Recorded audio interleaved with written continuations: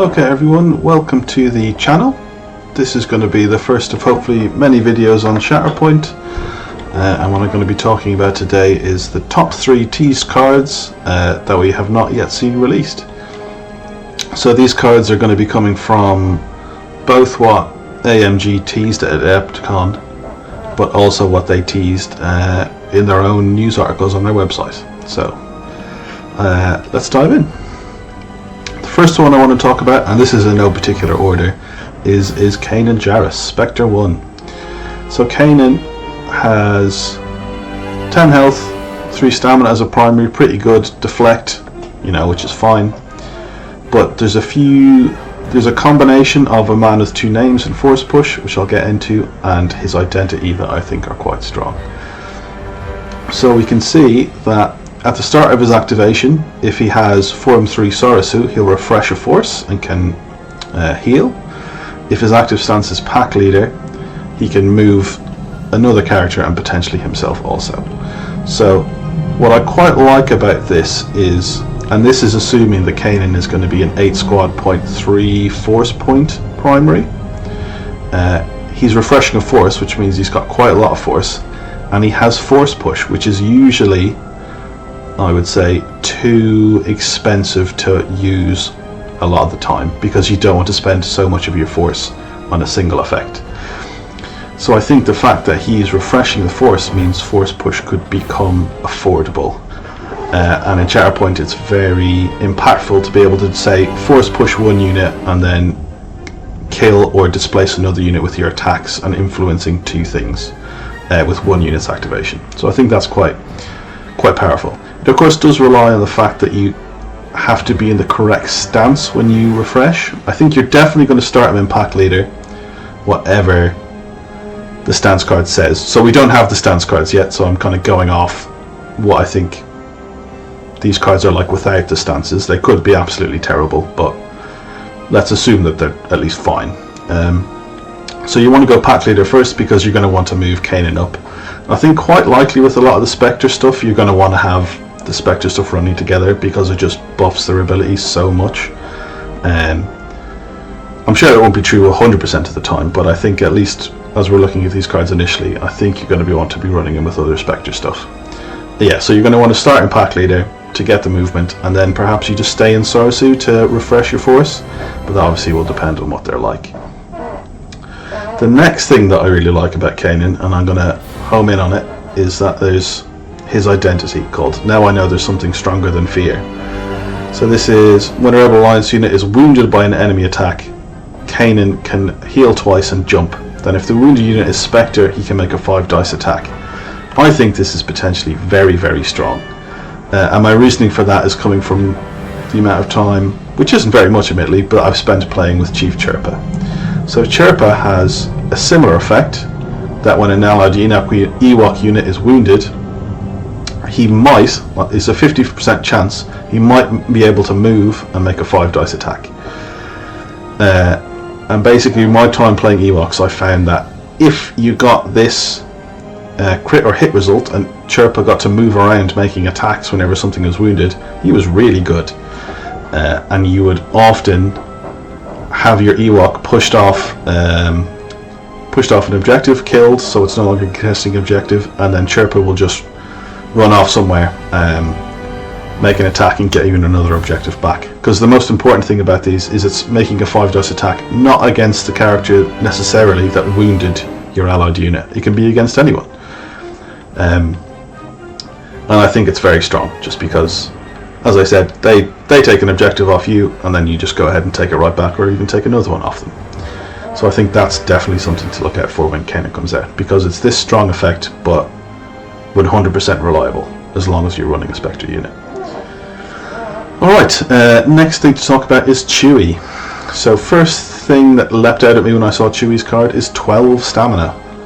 Or sorry, 12 health, whichever one it is. That's just really high for a secondary unit. I think that's super cool. He's going to have defensive dice that are poor, but that's always the case, I think, for Chewie in miniatures games. He's always been a character with lots of health and not very good defensive dice, but I think in Shatterpoint just having a very high health total is probably more important than having good defensive dice. Like, so many things in the game will not be able to one-shot Chewie. Most primaries, I think, won't come close. Grievous can, I think, but potentially just him, or maybe Vader as well, Vader 1. But I think that's just a very strong thing to have on your secondary. He probably will have poor defense dice, but if we look at his bodyguard ability and his intimidating presence ability, so allied secondary and primary characters within 2 gain cover 1. That will include Chewbacca. He's an allied secondary character within 2 of himself. And same for intimidating presence. He is a Rebel Alliance character within 2, so he will get to add a single expertise to the rolls. So if his defense dice are even remotely good, he'll be exceptionally strong defensively, I think. Factoring in his defense dice and his health. Next thing is, it's not wise to upset a Wookiee. So this is reminiscent of Dark Fury on Savage, which is a powerful ability, although on Savage it costs 2 Force, with some added benefits of exposing Force users. But I think just being able to pick a character and do that last extra pip of damage you need to do to them that you didn't do with your attacks. If you've got 2 enemy characters nearby, you can potentially kill one if they're on low health and then attack the other. I think this is a very strong ability for costing 1 Force.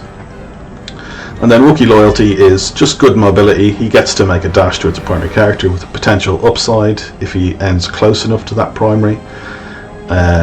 Yeah, it's great. You want your secondaries being able to move themselves outside of a movement action. The only downside to this is potentially you might need to reserve Chewie. If he comes out first, you don't want to be moving him backwards towards a primary. So he'll need to come out after one of your primary characters. But that's fine. As long as you kind of take care with how you build your squad. The next thing I want to talk about with Chewie is where I'm kind of personally quite excited to run him, is in combination with Logray and Leia. So Leia, her identity says Rebel Alliance units have the Ewok tag, which means that Chewie will have the Ewok Scout tag, which means that Logray's Inspiring Presence tactic will allow him to dash. It will also, just as it allows Leia to dash, because she will be a Ewok Scout. So I think Logray and the Ewoks, you know, they're quite good. Logray is definitely the best one because of his passive movement abilities. But things like Chirpa's not great because he's inconsistent. Pat Blue isn't very good. So if you start bringing in things like Chewie and Leia, and you get all of these bonuses on kind of better bodies, I think the Ewok package becomes better. And I'm quite excited to give that a go. Yeah, basically, if it's covered in fur, I want to get it on the board. And then the last thing I want to talk about is the Mandalorian. So, with the previous with Kanan, I was kind of excited about his particular abilities. With Chewie, I was excited because he's a stat ball and his synergy with the Ewoks. With the Mandalorian, I'm excited basically because of his stats. So he's got 11 health, 3 stamina. We'll get onto his stance cards because we do have those revealed, and I think he's just very good defensively and offensively. So the ability I really want to talk about is Clan of 2. So he can make a dash for the cost of a Force. If all allied units within 2 are with these tags, he can immediately make a 5 dice attack or push a unit away. Very strong. Being able to attack and potentially kill 2 things is very good. Being able to just push something off a point, very good. I think that's just a great ability. And there's kind of an increase of the amount of units that can attack twice coming up in the game lately from the latest reveals. And I think it's very strong. I think it's very strong with his expertise. And I think having the flexibility of being able to do the push is also very strong for 1 Force. It's kind of like a Force push, but cheaper. Fearless and Inventive, I will come back to. Do the hand thing is just kind of standard deflect, and his identity I think is fine. He gets to move, if something gets wounded, you might be able to stop a point being taken, but I don't think it's the most exciting thing about them. So here we are, we've got stance cards that have been revealed. So we have Bring You In Warm, Bring You In Cold. I think Bring You In Warm isn't particularly exciting, but if we look at his defensive expertise, I think they're super strong with 6 dice. He's just going to be very, very hard to kill. You're definitely going to want to be exposing this guy if you can.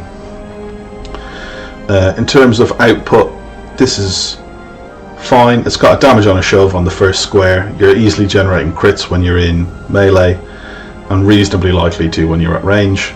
So if you want that guaranteed shove, this is probably the sense for you. But the one I'm more excited for is Bring You In Cold. It's better in terms of ranged melee dice. It's got the same defensive expertise. It's got a strange offensive expertise in terms of you get a hit for 1, which is pretty good, 2 crits for 2 to 3, which is pretty good, and then this crazy damage spike, which depending on the situation you may or may not want. But what I like about Mando is if the path you can take along his tree, because you can kind of go up, down and back up like this, you can really take advantage of having a lot of success results and do an awful lot of things with them.